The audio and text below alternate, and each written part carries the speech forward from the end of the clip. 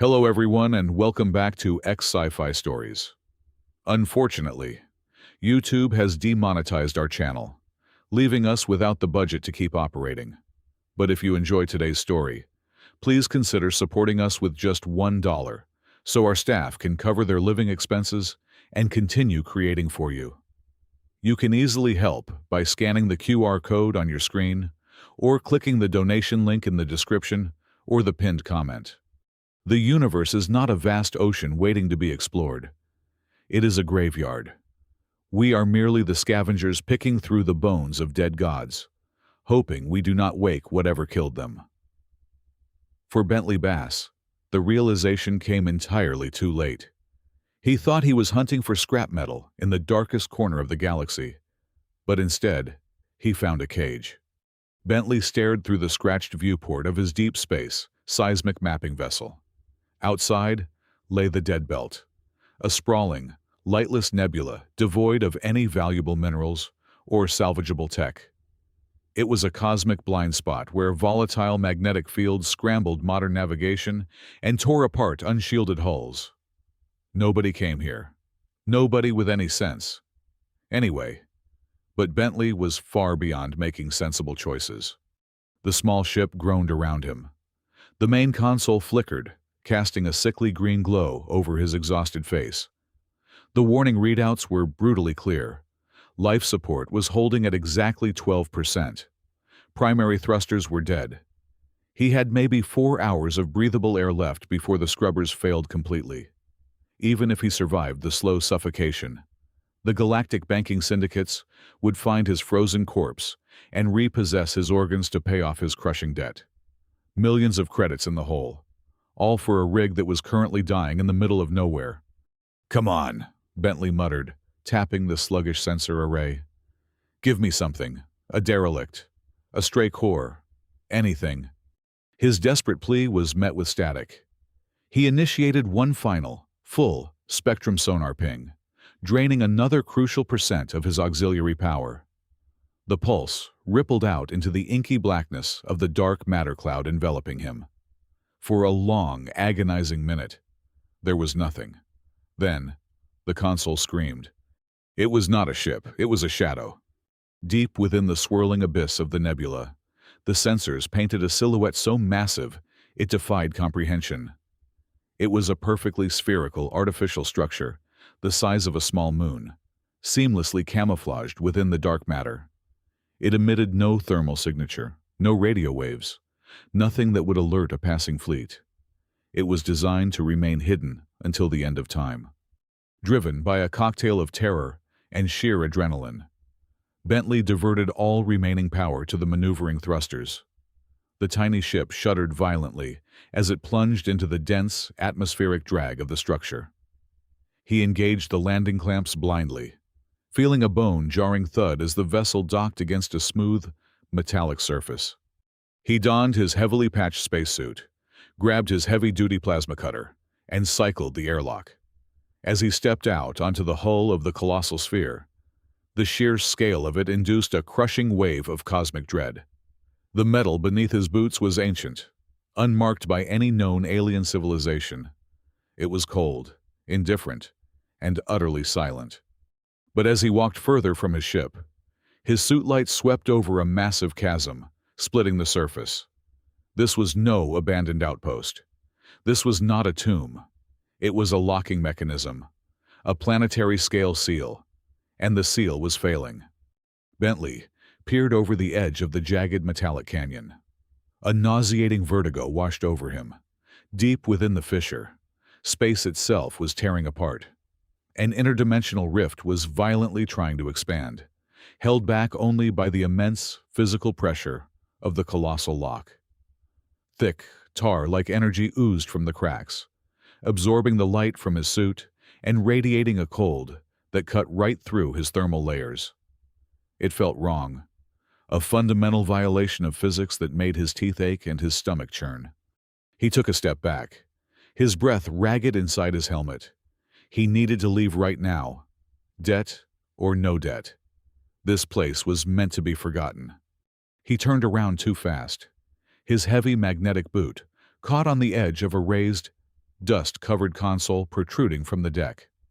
Bentley lost his balance and crashed hard against the unforgiving metal. The sharp edge of the panel sliced through the worn fabric of his suit glove and bit deep into his palm. "Damn it," he hissed, pulling his hand back. Drops of rich red blood smeared across the ancient control panel. For a fraction of a second, the universe held its breath. Then, the dust shifted. A blinding azure light flared beneath Bentley's blood. The metal surface hummed, shaking off millennia of cosmic frost. Deep inside the structure, a synthetic voice echoed, vibrating not through the air, but directly into the bones of his skull. "Unregistered biological matter detected. Analyzing genetic sequence. Match confirmed. Ancient human DNA acknowledged. System awakening."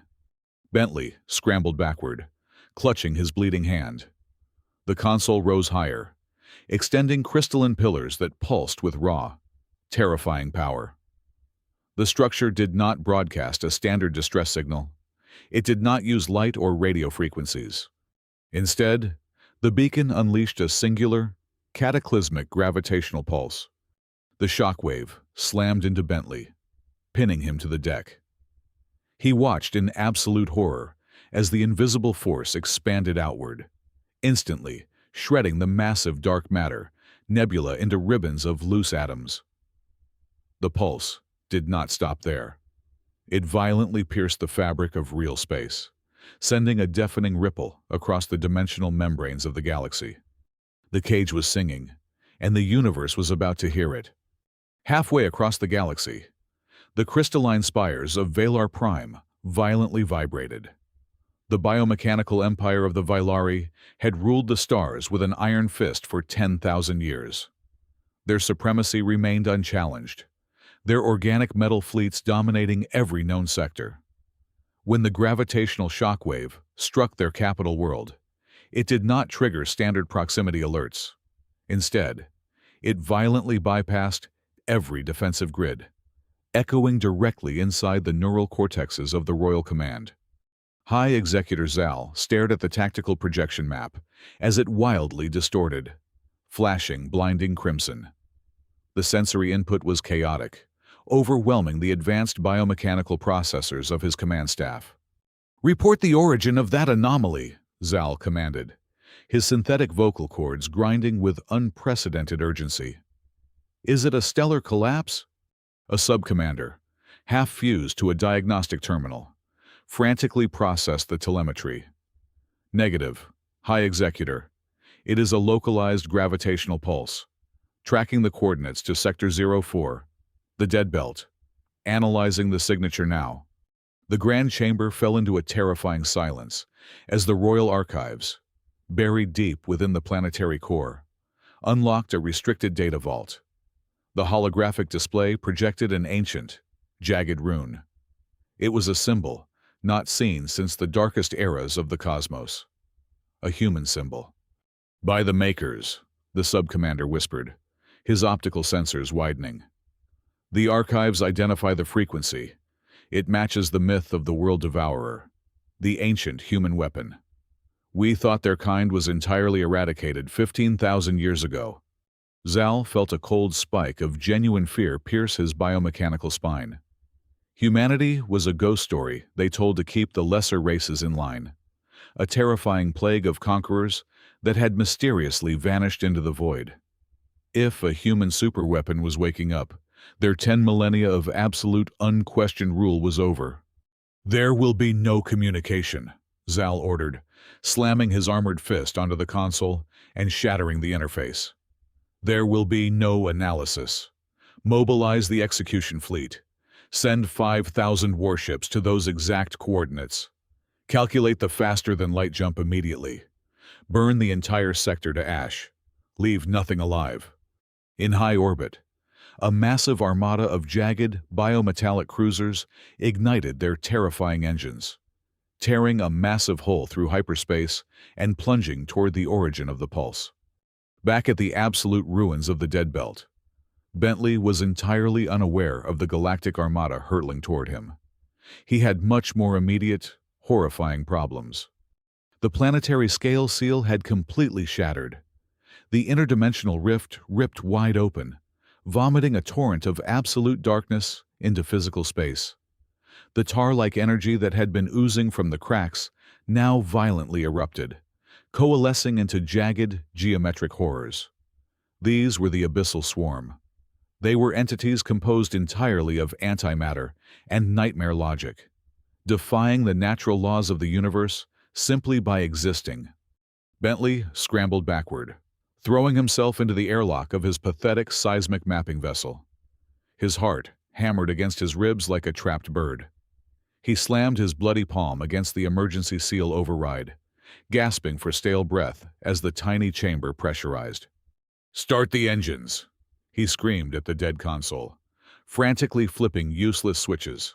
"Start!" But the ship was already dying. The deafening screech of tearing metal echoed through the tight confines of the hull. The Abyssal Swarm had descended upon his vessel. They did not bite or claw.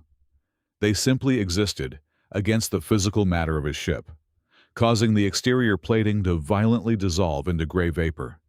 The temperature inside the cabin plummeted instantly. Warning sirens wailed a pathetic death knell as the structural integrity monitor dropped from 40% to 20% in a matter of seconds. Frost rapidly crept across the viewport. Through the dissolving glass, Bentley watched a massive, shifting shadow of antimatter press itself directly against the hull, silently eating its way toward his fragile body. He was out of time, out of luck, out of air. He slumped back into his worn pilot seat, utterly defeated by a universe that was far too large and far too cruel. He closed his eyes tightly, waiting for the icy vacuum of space to finally claim him. But the killing blow never came. Instead, the very fabric of reality groaned. It was not the chaotic, tearing sound of the interdimensional rift. This was a precise, calculated cracking of real space, folding outward from the dead center of the dying nebula. Bentley opened his eyes. The space directly above his dissolving ship fractured into a blinding grid of golden light. From the center of that geometric tear, a behemoth emerged. It was a warship, but calling it a ship felt like a gross understatement. It was a monolithic slab of abyssal black steel, hundreds of miles long, seemingly forged from the ultra-dense core of a dead white dwarf star. It possessed no visible thrusters, no delicate communication arrays, only raw, brutalist armor that absorbed the ambient light around it. Fissures of blinding crimson energy violently pulsed along its massive flanks, like blood pumping through the veins of an angry god. This was the Aegis Prime. The monstrous vessel glided into the chaotic battlefield in absolute, terrifying silence. It did not fire a single weapon. It simply maneuvered its impossible bulk directly between Bentley's fragile ship and the pouring tide of the Abyssal Swarm. The antimatter horrors slammed into the invisible shielding of the colossal warship, instantly detonating into harmless bursts of exotic radiation. The Aegis Prime held its ground, a silent, immovable mountain of ancient human wrath, radiating a fierce crimson glow that pushed back the absolute darkness of the void. The transition was not a physical movement through space. It was a violent mathematical recalculation of his coordinates in the universe. One fraction of a millisecond before the antimatter swarm completely devoured the fragile hull of his ship. The quantum probability of Bentley Bass existing in that pilot seat dropped to zero, and his wave function collapsed onto a completely new vector. He crashed heavily onto a floor of cold, polished black steel, gasping for air that tasted sharply of ozone and sterile copper. There was no comforting hum of failing life support here, no frantic warning sirens screaming in his ear. The sheer silence of the colossal chamber was infinitely heavier than gravity. He slowly pushed himself up, his bloody hand leaving a stark red smear on the flawless, ancient deck. He was standing inside the nerve center of the Aegis Prime. The architecture around him completely defied standard biological engineering. It was a vast, cathedral-like expanse of geometric precision, lit by ambient channels of soft white light that seemed to bleed directly from the metal itself. But something was profoundly, unsettlingly wrong. The atmospheric pressure was perfect.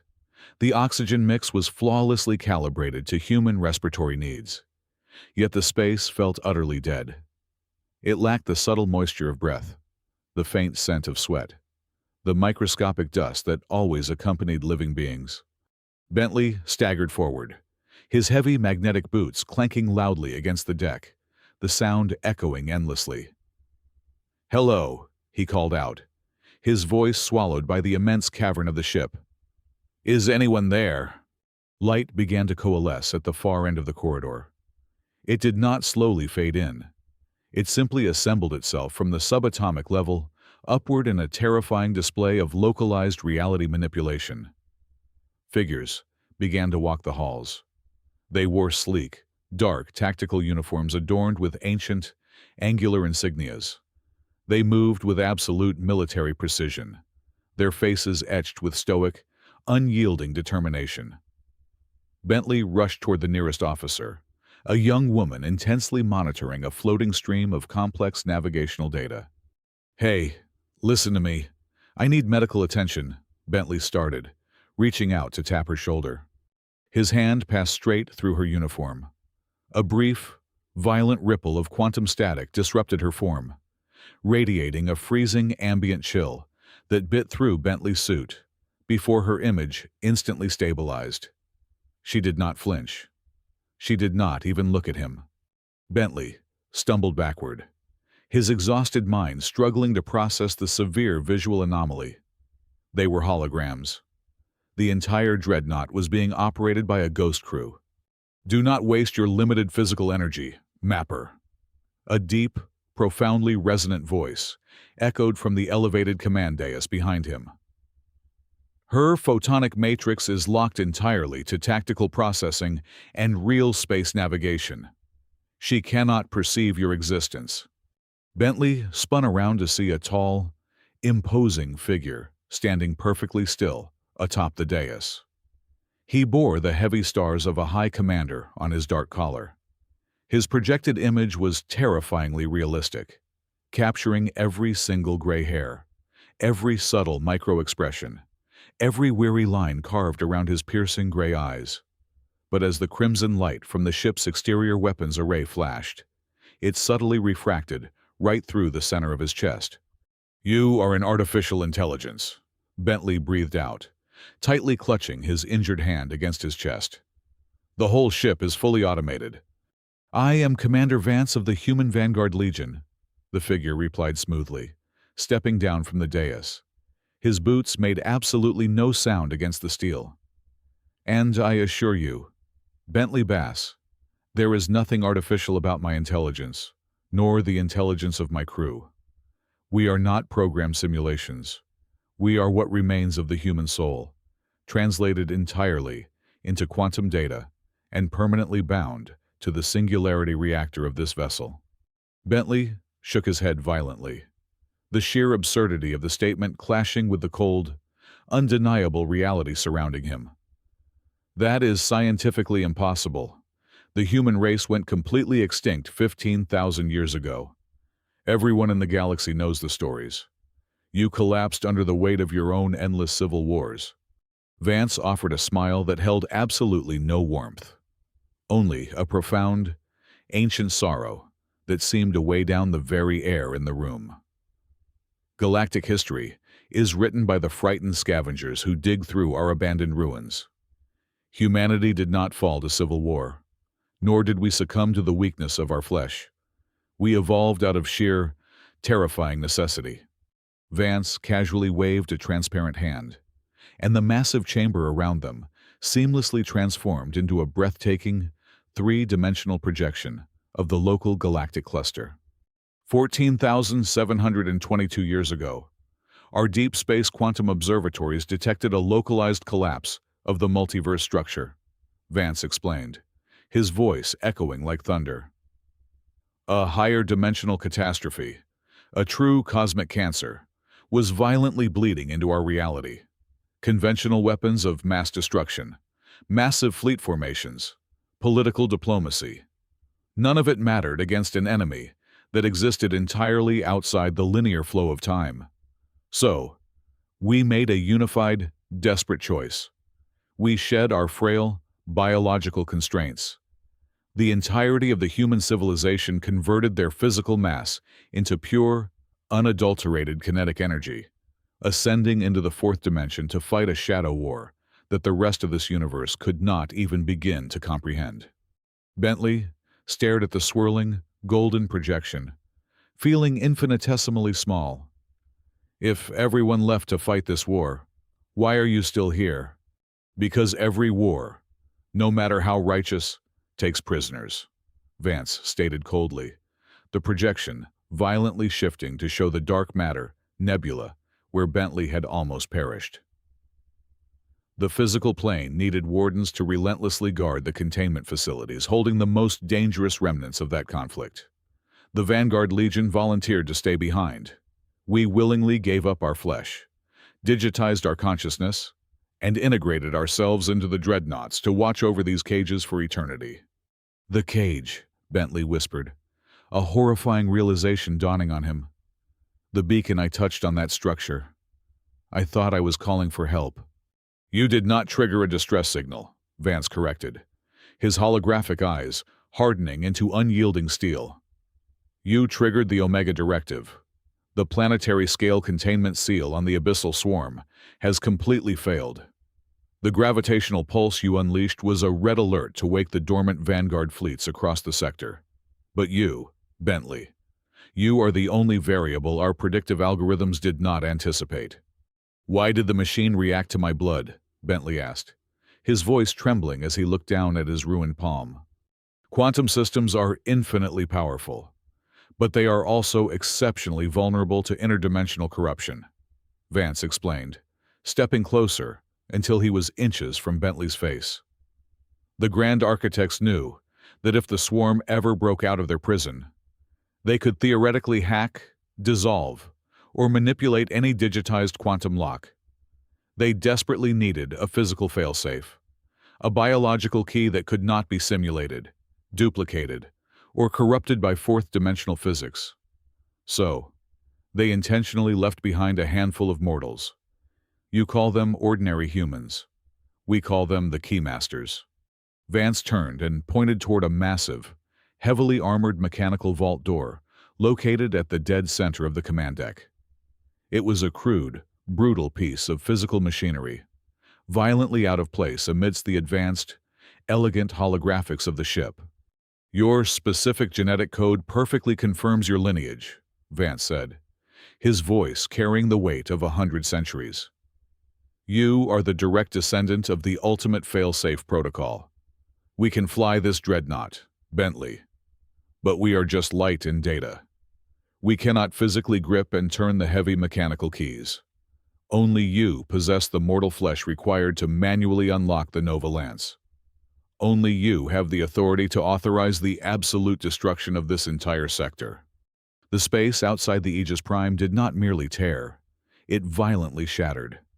5,000 biometallic warships of the Vylari execution fleet ripped out of their faster-than-light jump, filling the empty void with a sickening array of jagged, heavily armed silhouettes. They were the undisputed apex predators of the galaxy, a civilization that had built an empire on the ashes of countless lesser races. High Executor Zal, observing from the sprawling bridge of his flagship, immediately locked his optical sensors onto the massive black dreadnought that dwarfed the remains of the dead nebula. He did not care about the origin of the ship, nor did he care about the strange dimensional anomaly bleeding out from beneath it. His orders were absolute.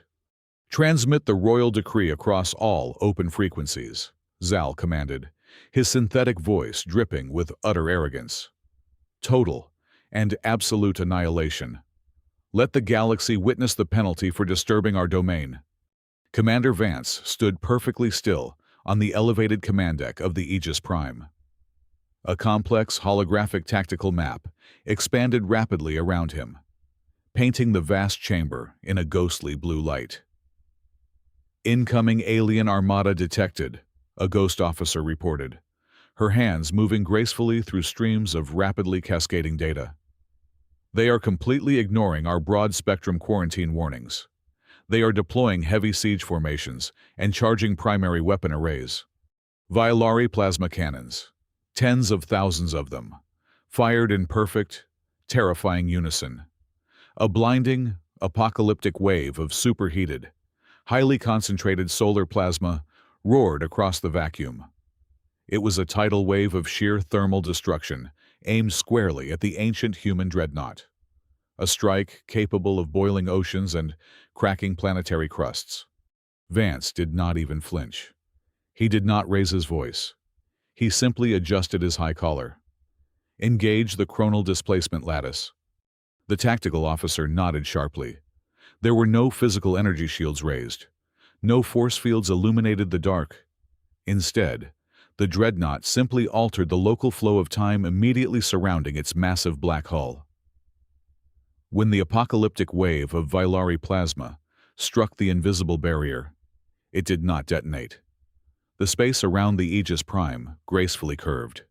The deadly beams of superheated energy slowed to a crawl, bent seamlessly around the ship's impenetrable armor, and slid off into the empty void like harmless raindrops sliding down a perfectly curved glass dome. The Aegis Prime sat peacefully in the exact center of the raging inferno, entirely untouched. A silent monolith of mathematical perfection mocking the crude, brute force technology of the galaxy's current masters. But the arrogant Violari had absolutely no idea what else was lurking in the dark matter shadows. By unleashing an endless barrage of hyper-dense thermal energy, they inadvertently committed the single greatest tactical error in the history of stellar warfare. The Abyssal Swarm. Those nightmare entities composed entirely of antimatter and broken physics had been aggressively hunting for a massive power source to sustain their explosive expansion into physical reality. The redirected Violari plasma storms, sliding off the Aegis Prime, washed directly over the shattered remnants of the interdimensional rift. It was an endless, all-you-can-eat buffet of pure energy. Instead of incinerating the geometric horrors, the plasma beams were violently absorbed. The swarm gorged on the immense thermal radiation. Within seconds, the dark, shifting masses began to multiply exponentially. One nightmare geometry split violently into 2, then 4, then 100, then 10,000. The absolute darkness rapidly expanded outward, completely bypassing the untouched human dreadnought, and surged directly toward the tightly packed Violari armada. High Executor Zal watched in absolute, paralyzing horror as his vanguard cruisers simply ceased to exist. The swarm enveloped the biometallic hulls, their antimatter composition violently reacting with the organic armor. The mighty Violari ships did not just explode. They were brutally unwritten from reality in silent, terrifying flashes of gray radiation. The undisputed predators of the galaxy were instantly reduced to desperate, screaming prey as the swarm devoured its way through the fleet, growing exponentially larger and more ferocious with every single ship they consumed.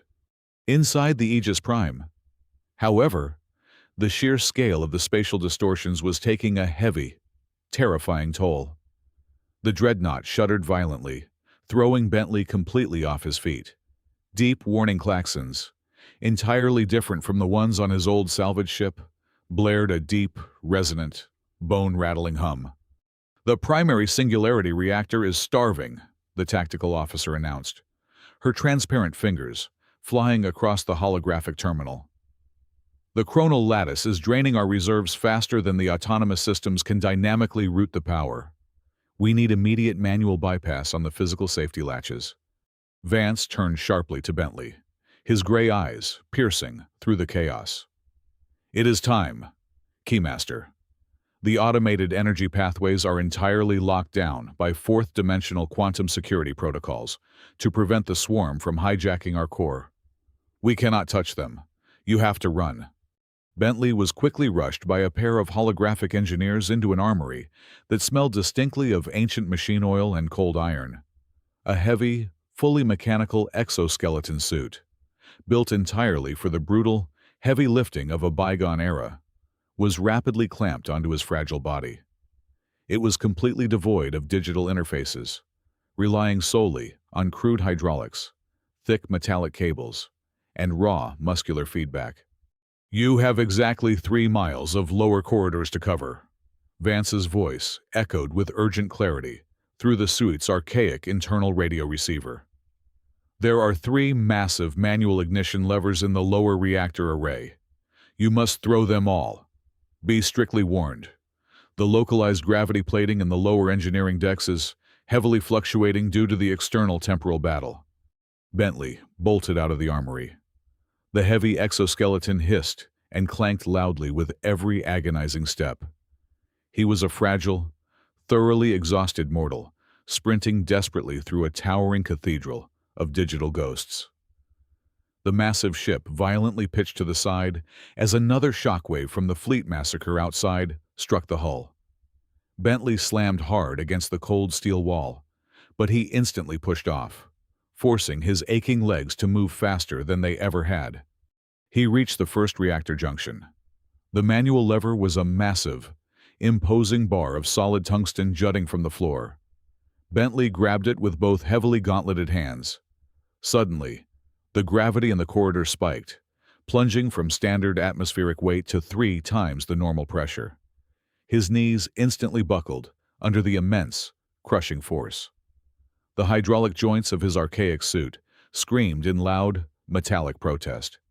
Every single muscle in his weak, modern body violently tore and burned as he fought furiously against the overwhelming artificial gravity. He roared, a primal scream echoing in the empty hall, channeling every last ounce of his sheer desperation. He violently yanked the massive lever down. A thunderous, mechanical clack echoed through the entire deck, instantly followed by a blinding surge of pure red energy, violently flooding the thick, transparent conduits directly above his head. "One down!" Bentley gasped heavily, spitting out the metallic taste of blood pooling in his mouth. "2 to go." He violently forced himself forward, painfully dragging his unnaturally heavy boots across the groaning steel floor.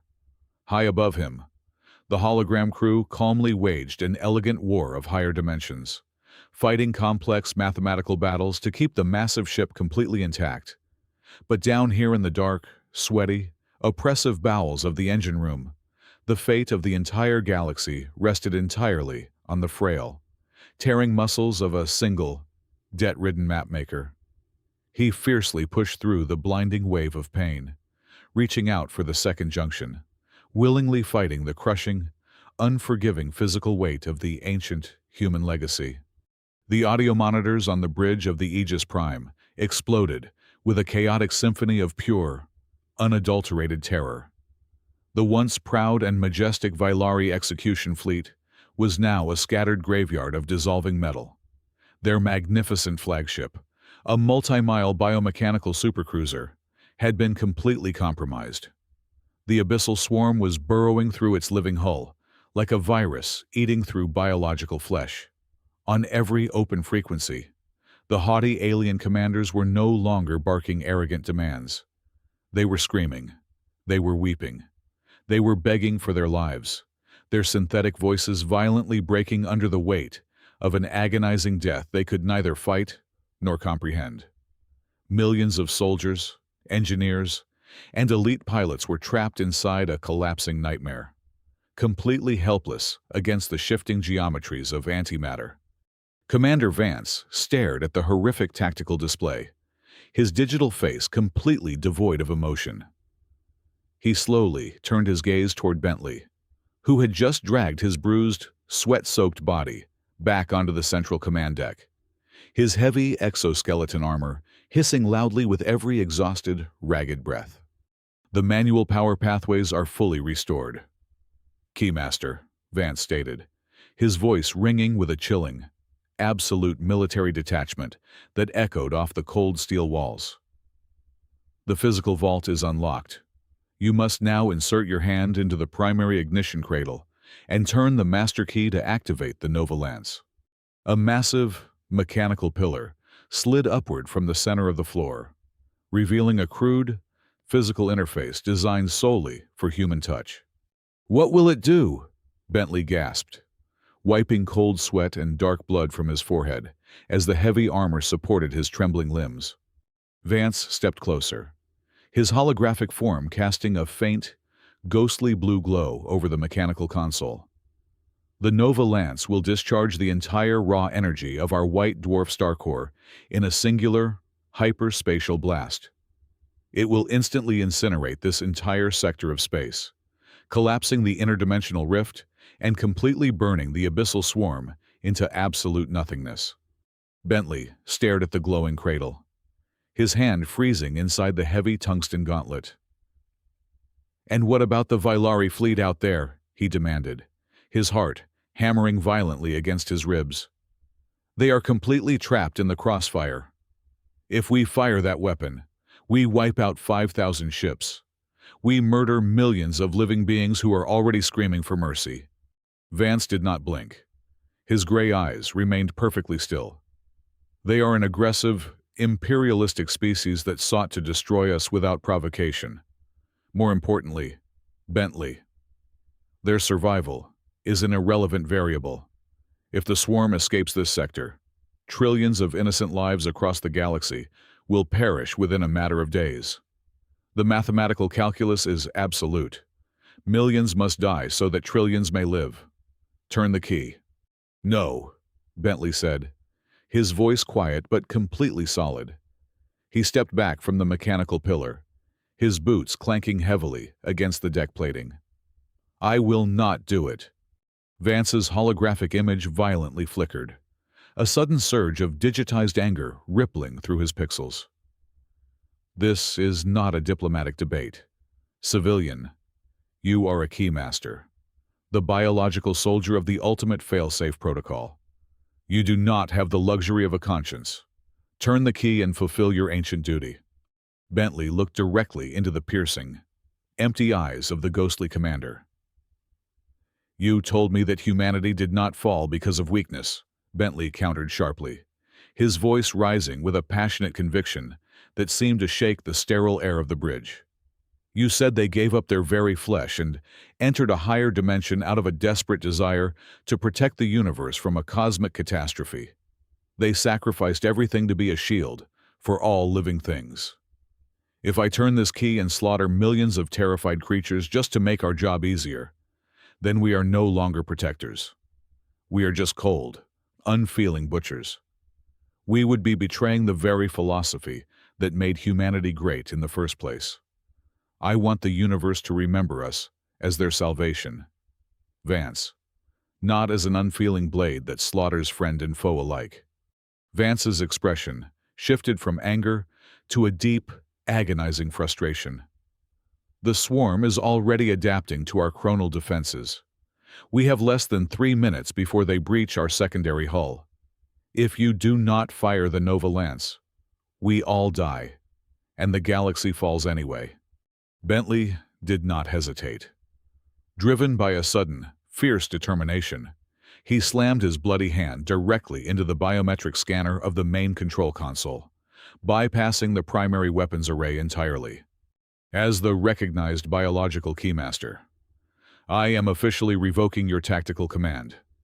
"Vance," Bentley roared, "Computer, abort the Nova Lance ignition sequence. Initiate the containment matrix protocol immediately." The ancient voice of the ship's automated computer instantly echoed through the cavernous room. "Keymaster authorization acknowledged. Nova Lance deactivated. Deploying containment matrix. Warning: this protocol requires the complete reversal of the singularity core, diverting all internal energy to rewrite localized reality. Automated systems will suffer a total data purge." The effects were immediate and devastating. The brilliant channels of red light running through the walls violently turned into a blinding, chaotic white. The Aegis Prime began to aggressively draw power from its own white dwarf star core, projecting a massive, localized reality rewriting field outward to forcefully compress the interdimensional rift. But the sheer, unimaginable energy requirement began to violently overload the ship's internal quantum networks. Suddenly, the holographic crew members began to flicker violently. Their complex data structures were being torn apart by the immense power surge. The tactical officer pixelated wildly, her form dissolving into loose strands of meaningless golden light before vanishing completely into the air. One by one, the 100-century-old ghosts of the Vanguard Legion began to rapidly fade away, their digitized consciousnesses being forcefully erased as the ship sacrificed its data storage to maintain the containment field. "What is happening to them?" Bentley shouted, watching the army of lights disappear around him. Vance's own form was rapidly destabilizing, his lower torso completely dissolving into a cloud of glowing particles. "The ship cannot maintain our matrices and project the containment field at the same time," Vance explained, his voice sounding hollow and distant, like an echo from a deep canyon. "We are fading back into the core. Bentley, without our navigation data, the automated steering is completely dead. The ship is drifting blindly." The massive dreadnought violently groaned, pitching downward as the external pressure of the rift pushed against its unguided bulk. The automated navigation displays went entirely black. Bentley realized with terrifying clarity that the ship was going to drift past the center of the rift, allowing the swarm to break free. He scanned the crumbling bridge and spotted a massive, heavily reinforced physical steering column located at the absolute front of the deck. An archaic manual wheel connected directly to the ship's massive auxiliary thruster cables. He threw his heavy exoskeleton into a dead sprint, the metal joints screaming as he fought against the rapidly fluctuating internal gravity that threatened to pin him to the floor. He reached the column and grabbed the massive tungsten wheel with both hands. The physical resistance was immense, conveying the raw, crushing momentum of a 100-mile-long warship directly into his frail human arms. Every bone in his body threatened to shatter under the immense kinetic feedback. Vance's face was now nothing more than a fading whisper of light hovering in the air beside him. "You are steering us directly into the heart of the anomaly," the ghost whispered. "If you enter the center of the rift without the automated shields, the physical pressure will be absolute." Bentley gritted his teeth, his vision blurring as he poured every single ounce of his remaining mortal strength into a final, desperate heave. He violently wrenched the massive steering column to the side, forcing the colossal black leviathan to bend its trajectory. "Then we go down together," Bentley roared. With a thunderous mechanical roar of its physical thrusters, the Aegis Prime accelerated violently forward, diving headfirst into the absolute darkness of the interdimensional rift to seal the breach from the inside out. The sheer sensory overload of breaching the interdimensional epicenter was beyond any mortal comprehension. The Aegis Prime violently plunged into the absolute darkness, shaking as the crushing pressure of nonlinear physics tried to flatten its massive hull. On the bridge, Bentley Bass clung to the physical steering column, his vision swimming in a chaotic sea of gray static. The main viewport shattered, not physically, but dimensionally, revealing the true nature of the space around them. As the dreadnought forced its way into the beating heart of the rift, the sensor feeds automatically bypassed the failing visual monitors and projected directly onto the inner glass of Bentley's archaic helmet. The horrifying truth hit him with the force of a physical blow. The abyssal swarm were not alien monsters. They were not abstract entities of pure malice. Zooming in past the antimatter distortion, Bentley saw the flawless, microscopic geometry of ancient human design. They were nanotech, millions, billions, trillions of microscopic human machines. These were the discarded weapons of the Vanguard Legion, left behind in the fourth dimension to fight an endless war. After thousands of years of absorbing corrupted exotic energy, their programming had completely degraded. They were not trying to devour the universe.